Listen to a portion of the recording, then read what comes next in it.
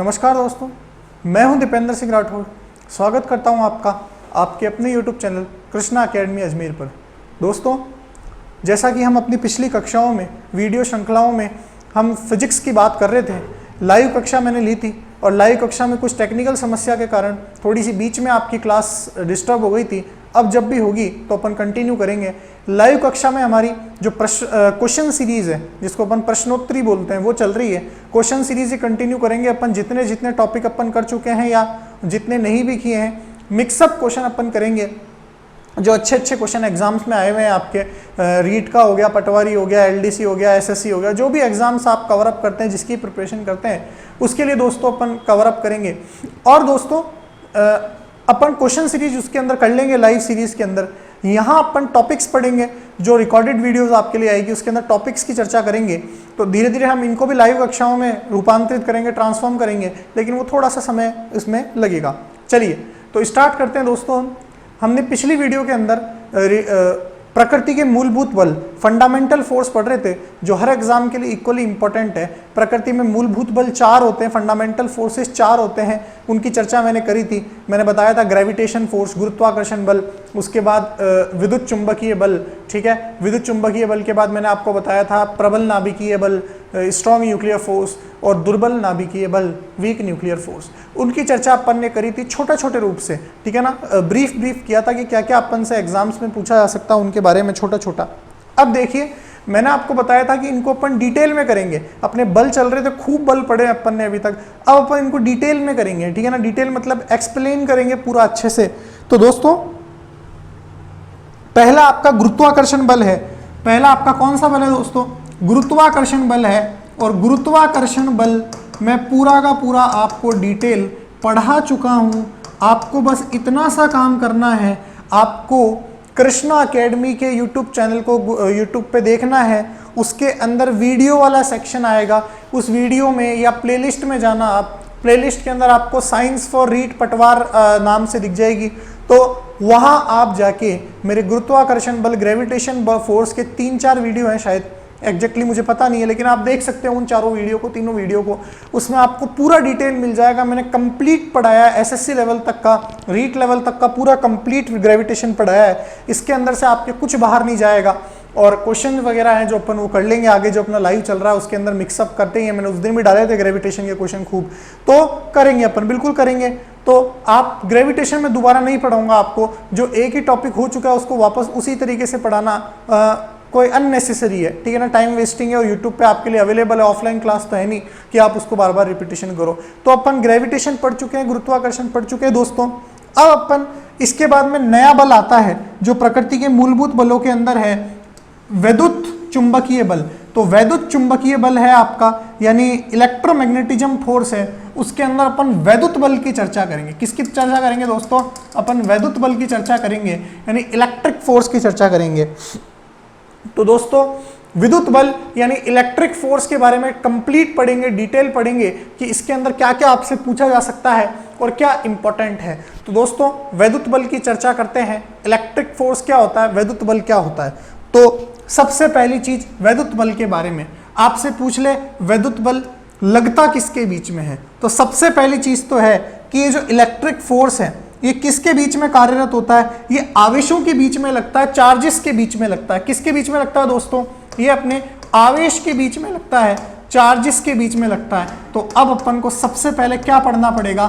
Charge के बारे में पढ़ना पड़ेगा। अगर अपन को इलेक्ट्रिक फोर्स पढ़ना है तो अपन को सबसे पहले चार्ज के बारे में पढ़ना पड़ेगा कि भैया ये चार्ज क्या होता है, ये आवेश क्या होता है, इसके बारे में अपन को दोस्तों पढ़ना पड़ेगा। तो आवेश के बारे में मैं आपको डेफिनेशन बताता हूं क्या होती है। आवेश प्रकृति में एक ऐसा तत्व होता है जिसको जो चुंबकीय बल व जो चुंबकीय क्षेत्र व विद्युत क्षेत्र दोनों का अनुभव करता है। तो आवेश क्या है? आवेश एक ऐसा तत्व है जो किस किस का अनुभव करता है? जो चुंबकीय क्षेत्र, जो आपके किसका अनुभव करता है दोस्तों? जो चुंबकीय क्षेत्र व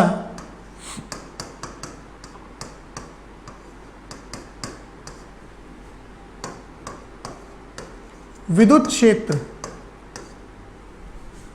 का अनुभव करता है।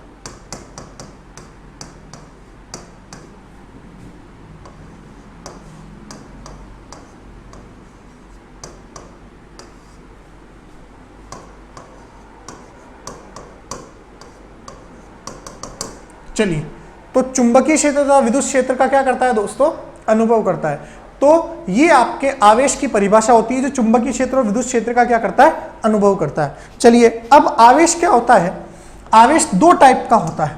आपके पास आवेश दो टाइप का होता है। कौन कौन से दो टाइप हैं, देखिए दोस्तों, आवेश हमारे पास दो टाइप का है।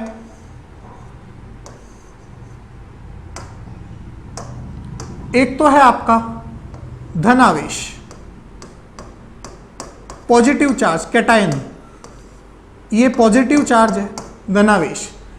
एक आपका होता है ऋणावेश, कैटायन, और ये होता है नेगेटिव चार्ज। ठीक है दोस्तों, तो एक तो होता है धनावेश और एक क्या होता है आपका ऋणावेश। ठीक है, एक तो होता है कैटायन और एक होता है एनायन। इसको कैटायन बोलते हैं और इसको क्या बोलते हैं दोस्तों, इसको एनायन बोलते हैं, इसको एनायन बोलते हैं। तो आवेश एक ऐसी चीज होती है जो चुंबकीय क्षेत्र व विद्युत क्षेत्र का क्या करती है दोस्तों, अनुभव करती है, फील करती है। और आवेश दो प्रकार का होता है, एक तो धनावेश कैटायन और एक होता है ऋणावेश एनायन। तो ये हमारे को ध्यान रखना है। चलिए दोस्तों, ये नॉर्मल जानकारी आवेश के बारे में, और अपन पढ़ेंगे। पहले आप इसका स्क्रीनशॉट ले सकते हैं, फिर अपन आगे बढ़ते हैं।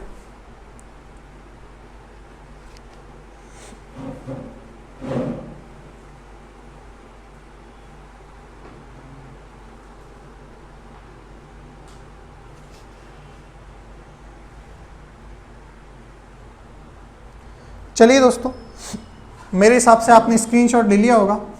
नेक्स्ट चर्चा करते हैं अपन। देखिए, अब अपन को बात करनी है आवेश, जो मैंने धनावेश और ऋणावेश आपको बताया है। अब इसके अंदर दो कहानियां हैं। देखिए कहानियां क्या, कि अगर मान लो दो धनावेश है, दो धनावेश है, मान लो ये दो धनावेश है, या फिर दो आपके ऋणावेश है, नेगेटिव चार्ज है, तो या तो धनावेश है या ऋणावेश है, यानी सेम चार्ज है, समान आवेश है। तो आपको ध्यान रखना है, समान आवेश हमेशा एक दूसरे को क्या करते हैं दोस्तों, प्रतिकर्षित करते हैं। क्या करते हैं दोस्तों, एक दूसरे को प्रतिकर्षित करते हैं। प्रतिकर्षित का मतलब होता है रिपेल करते हैं। रिपेल मतलब होता है भगाना, दूर भगाते हैं एक दूसरे को। तो समान चार्ज, लाइक चार्ज जो होते हैं, वो एक दूसरे को रिपेल करते हैं। ठीक है ना, अब एक दूसरे को रिपेल करते हैं, प्रतिकर्षित करते हैं।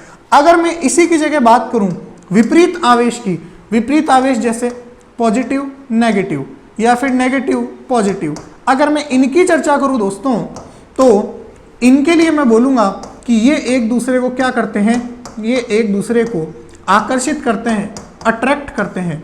तो ये एक इंपॉर्टेंट बात है जो हमें ध्यान रखनी है कि भाई समान आवेश एक दूसरे को प्रतिकर्षित करते हैं और विपरीत आवेश एक दूसरे को क्या करते हैं दोस्तों, आकर्षित करते हैं, अट्रैक्ट करते हैं। ये चीज अब मैं अभी फोर्स में भी बताऊंगा, आपको बल में भी बताऊंगा, तो आप ध्यान रखना।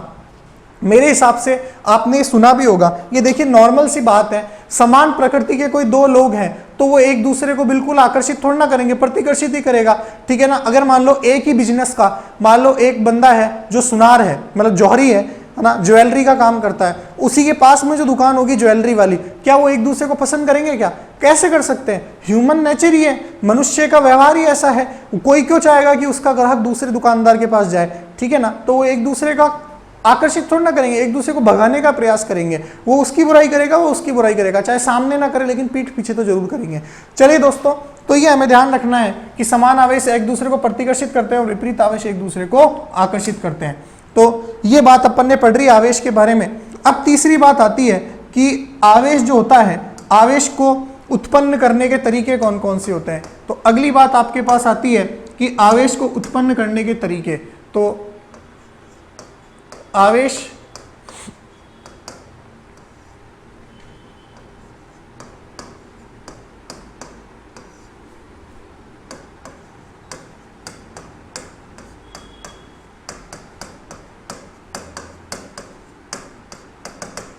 उत्पन्न करने के तरीके। चलिए दोस्तों, सबसे पहला वे है, सबसे पहला मेथड है सबसे पहला मेथड होता है रब करके, घर्षण द्वारा। आप बोल सकते हो घर्षण से, रब करके, फ्रिक्शन से। घर्षण से कैसे करते हैं? आप ये देखिए, आप आराम से हाथों को रगड़िए या किसी भी एक दो चीजों को एक आपस में रगड़िए, तो घर्षण द्वारा क्या उत्पन्न हो जाता है दोस्तों? आवेश उत्पन्न हो जाता है, चार्ज उत्पन्न हो जाता है। जैसे अगर मान लो आप कांच की लकड़ी को, कांच को अगर आप रेशम से रगड़ोगे तो दोनों के बीच में चार्ज का क्या होगा दोस्तों? ट्रांसफर होगा, यानी आवेश का स्थानांतरण होगा, आवेश जनरेट होगा। आप कंघे से बालों को रगड़ोगे तो आपके चार्ज का क्या हो जाएगा? आवेश का क्या हो जाएगा? स्थानांतरण हो जाएगा, चार्ज ट्रांसफर होगा। तो इस तरीके से घर्षण द्वारा, फ्रिक्शन द्वारा चार्ज का क्या होता है दोस्तों? ट्रांसफर होता है। ये हमें ध्यान रखना है। घर्षण के द्वारा आवेशन किया जाता है, चार्जिंग की जाती है। तो पहला मेथड क्या हो गया दोस्तों? घर्षण द्वारा किया जाता है, यानी फ्रिक्शन द्वारा आवेशन किया जा सकता है, चार्जिंग की जा सकती है। अगर मैं बात करूं दूसरे मेथड की, तो दूसरा मेथड है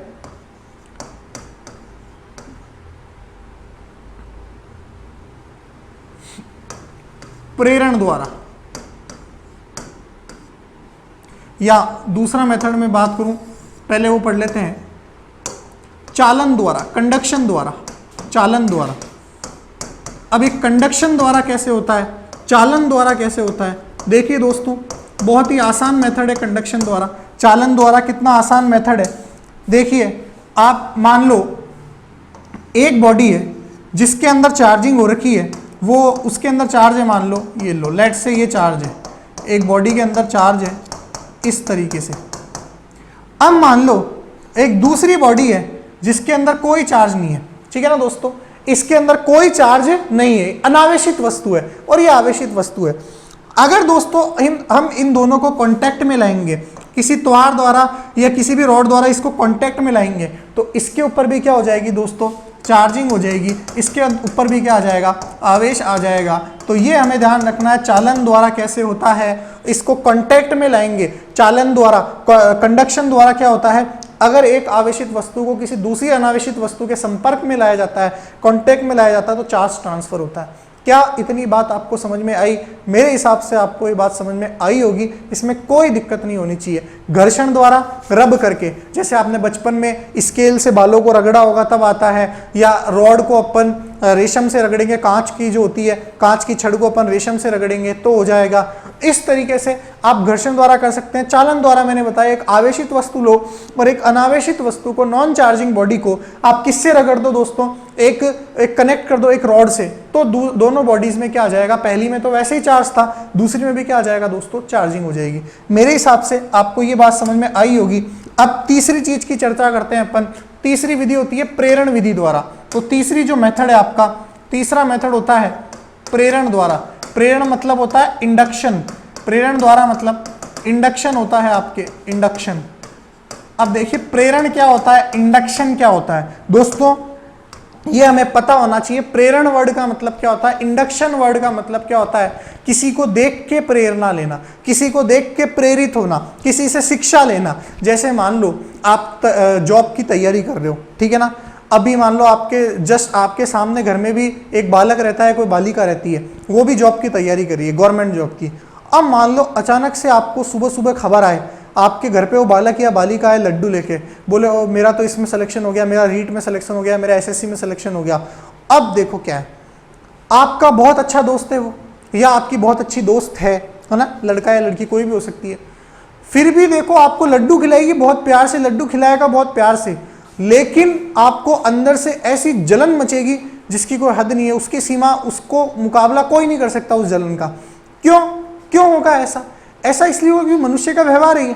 और फिर उसके बाद में देखो क्या होता है, मैं उसके बाद में समझाना चाहता हूं आपको। उसके बाद में आप जैसे ही बालिका जाएगी या बालक जाएगा, उसके बाद से आप पढ़ना स्टार्ट कर दो। आज तो अब तो 10 घंटे पढ़ना रोज, अब चाहे कुछ भी हो जाए, दुनिया इधर से उधर हो जाए, अपन तो 10 घंटे पढ़ेंगे अपन।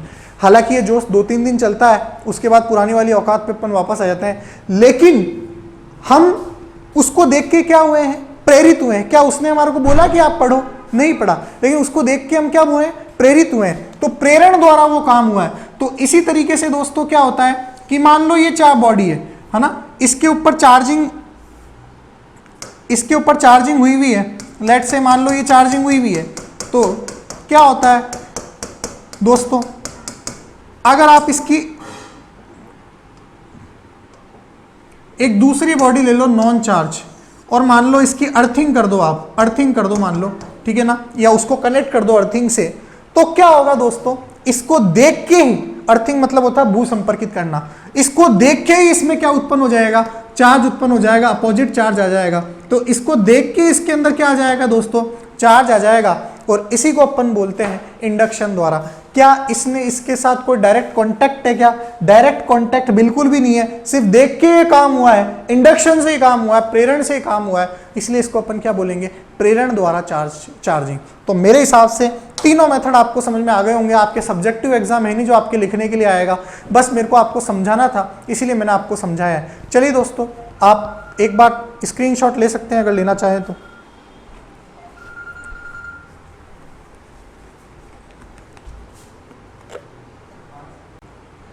हाँ तो दोस्तों, आपने स्क्रीनशॉट ले लिया होगा।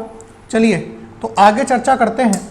अच्छा, एक क्वेश्चन आपसे पूछ ले दोस्तों कि अगर ग्लास की रॉड को अपन रब कर रहे हैं किसके साथ, मानो रेशम के साथ, तो कौन सा आवेश किधर जाएगा? तो ध्यान रखना, कांच की रॉड पे तो धनावेश आएगा और रेशम पे ऋणावेश आएगा, तभी आपको रेशम का कपड़ा आप देखते हो उसमें चिंगारी सी दिखती होगी, क्योंकि वो ऋणावेश आता है, नेगेटिव चार्ज आता है इसीलिए।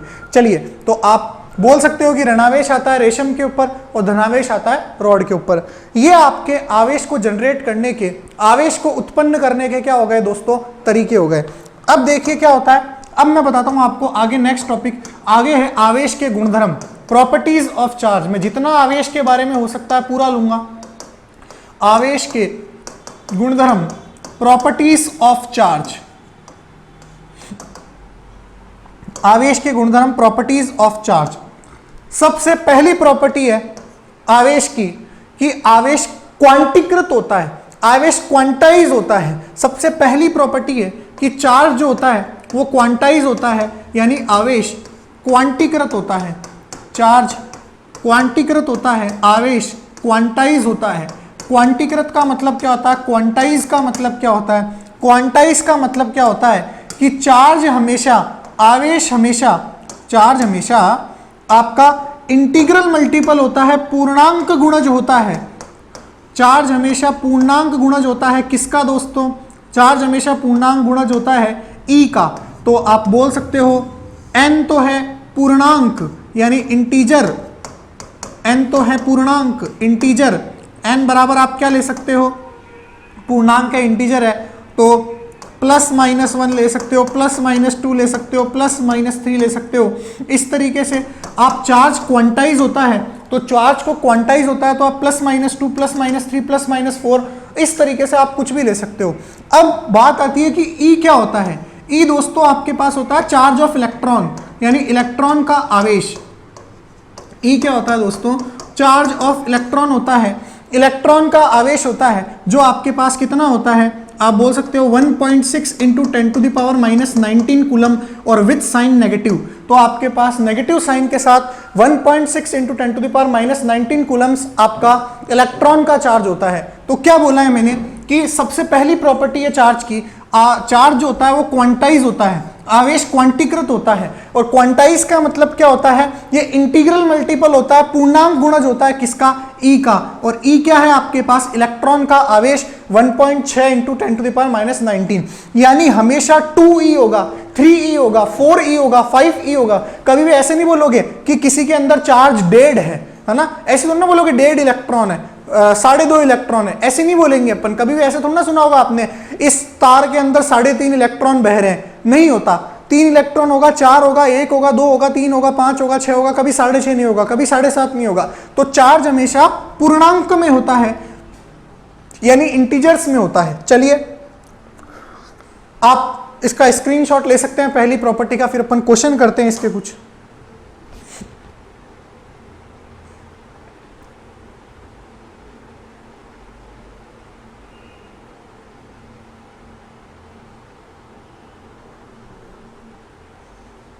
ये Q चार्ज है दोस्तों, आवेश है, आपने स्क्रीनशॉट ले लिया होगा। अब क्वेश्चन कैसे आते हैं, इससे ही क्वेश्चन बनता है, आता है तो। और कैसे आता है, आपको मान लो लेट से दे दिया कि कोई वायर है, कोई तार है, तो बोल दिया किसी तार में आपके पास चार्ज बह रहा है, किसी तार में चार्ज बह रहा आपके पास, लेट से आपको मान लो बोल दिया 6.4 इंटू 10⁻⁻19 कूलम, यह आपका चार्ज है। किसी तार में इतना चार्ज आ रहा है,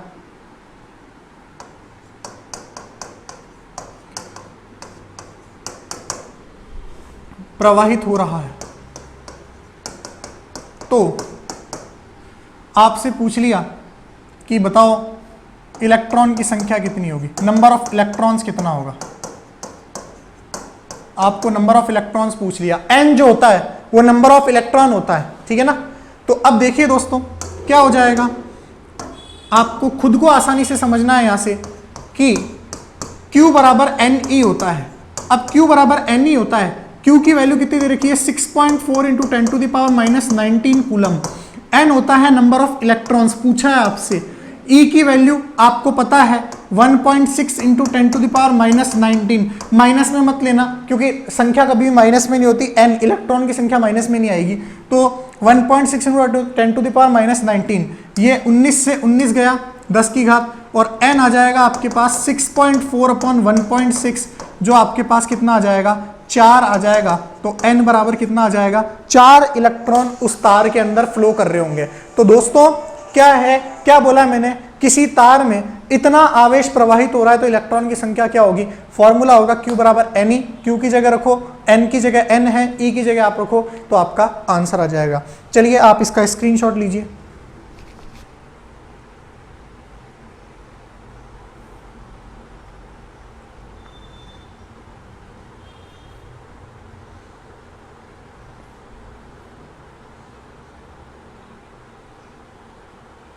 चलिए तो दोस्तों आप इसका स्क्रीनशॉट ले लिया होगा आपने। फर्स्ट आपका प्रॉपर्टी हो गई कि चार्ज क्वांटाइज्ड होता है, यानी आवेश क्वांटीकृत होता है। सेकंड प्रॉपर्टी आपके पास है कि चार्ज हमेशा संरक्षित रहता है, आवेश हमेशा संरक्षित रहता है, चार्ज हमेशा कंजर्व रहता है, आवेश सदैव संरक्षित रहता है, चार्ज हमेशा कंजर्व रहता है। अब इस पॉइंट को कहने का क्या मतलब है दोस्तों, चार्ज हमेशा कंजर्व रहता है, इसका मतलब यह है कि आप ना तो चार्ज को बना सकते हो ना ही चार्ज को डिस्ट्रॉय कर सकते हो। आवेश को आप ना बना सकते हो ना डिस्ट्रॉय कर सकते हो एक बाहरी सोर्स लगा के। बाहरी सोर्स से आप ऐसा कुछ ही नहीं कर सकते। आवेश हमेशा संरक्षित रहता है, आवेश कभी खत्म नहीं होता है, ठीक है ना। ना खत्म कर सकते हो ना कोई नया बाहरी सोर्स से आप जनरेट कर सकते हो। तो आवेश हमेशा संरक्षित रहता है, यानी चार्ज हमेशा कंजर्व रहता है, ये बात हमारे को पता होनी चाहिए। तो ये आपका आवेश का एक और पॉइंट है। अच्छा, आवेश जो होता है, आवेश एक ऐसी राशि है, आवेश आपसे पूछ ले आवेश क्या है, तो आवेश ऐसी राशि है, मैंने गुणधर्म के अंदर भी बताया था, वैसे ही बताया था कि एक चीज आप ध्यान रखना, जो स्थिर आवेश है यानी जो स्टेडी चार्ज है, स्थिर आवेश, आवेश बिल्कुल स्थिर है, कोई गति नहीं कर रहा। स्थिर आवेश सिर्फ और सिर्फ क्या अनुभव करेगा, जो विद्युत क्षेत्र अनुभव करेगा। ये मैं बताऊंगा आपको आगे कैसे होगा। विद्युत क्षेत्र अनुभव करेगा, वेरी वेरी मोस्ट इंपॉर्टेंट है, कई एग्जाम्स में आ चुका है। स्थिर आवेश study charge only and only electric field अनुभव करता है, एक्सपीरियंस करता है, विद्युत क्षेत्र अनुभव करता है। लेकिन अगर कोई चार्ज गतिशील है यानी गतिशील आवेश है, तो भैया गतिशील आवेश जो होगा ना वो आपके पास क्या करेगा, वो विद्युत क्षेत्र तो अनुभव करेगा ही करेगा, विद्युत क्षेत्र के साथ साथ आपके जो चुंबकीय क्षेत्र होगा, जो मैग्नेटिक फील्ड होगा, उसका भी क्या करेगा दोस्तों, अनुभव करेगा, एक्सपीरियंस करेगा। तो ये बात बहुत ही शानदार है, आपको ध्यान रखनी है। स्थिर आवेश केवल और केवल क्या अनुभव करेगा, विद्युत क्षेत्र अनुभव करेगा, यानी study charge only electric field को एक्सपीरियंस करेगा। और जो मोशनल चार्ज है, गतिशील आवेश है, वो आपका विद्युत क्षेत्र प्लस चुंबकीय क्षेत्र यानी इलेक्ट्रिक फील्ड और मैग्नेटिक फील्ड दोनों को क्या करेगा दोस्तों, एक्सपीरियंस करेगा। तो ये आपके कुछ पॉइंट्स हैं जो चार्ज की प्रॉपर्टीज के अंदर आते हैं, मोस्ट इंपॉर्टेंट है, आप इसका स्क्रीनशॉट ले सकते हैं।